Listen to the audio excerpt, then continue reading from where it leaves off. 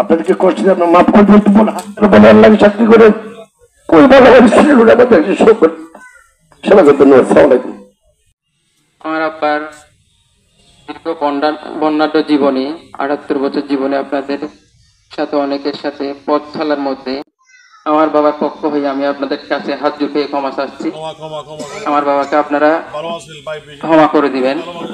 পাশাপাশি আপনাদের আরেকটা বিষয় জানিয়ে রাখতে চাই, আমার বাবার সাথে যদি আপনাদের কোনো লেনদেন থেকে থাকে, আমি আমার বাবার একমাত্র ওয়ারিশি। লেনদেন আপনার পরিশোধ করা বা আপনার যাহা করার দরকার আমার পরিবার পক্ষ থেকে আমি আপনার দৃঢ় প্রতিজ্ঞাবদ্ধ।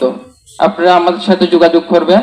আমি ইনশাআল্লাহ আমার জীবনের শেষ রক্তবিন্দু দিয়ে হলেও আমি আমার বাবার যদি কোনো লেনদেন থেকে থাকে আমি ইনশাআল্লাহ এটা পরিশোধ করে যাব। আসসালামু আলাইকুম। আমি আর কোনো কথা বাড়াইতে চাচ্ছি না।